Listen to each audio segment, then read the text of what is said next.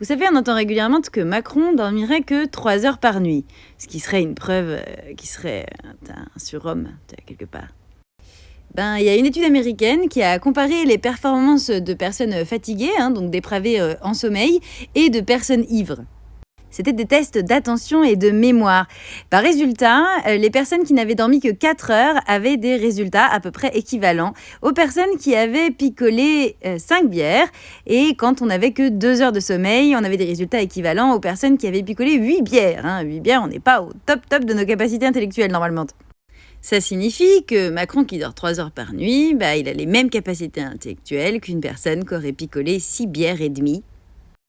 Conclusion, on est gouverné par un type bourré. A fortiori, si on donne pas les commandes d'une voiture à un type qui a picolé 6 bières et demie, je vois pas très bien pourquoi on lui laisse les commandes d'un pays. Et ça pourrait expliquer plein de choses, parce que quand on a picolé, figurez-vous, on n'a pas la même perception, on a une mauvaise perception de ce qu'on peut se permettre ou pas. Du coup, le gars, il est désinhibé, il sait plus ce qu'il peut se permettre ou pas, paf 49.3, voilà. Il y en a d'autres qui font l'hélicoptère avec leur arme du crime, là, lui, c'est ça, c'est 49.3.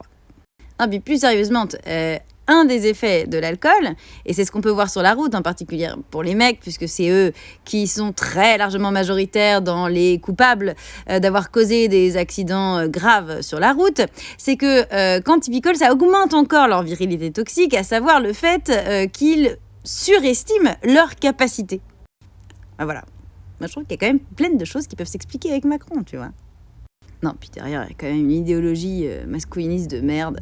Je dors pas, je mange rien, mais je tiens quand même.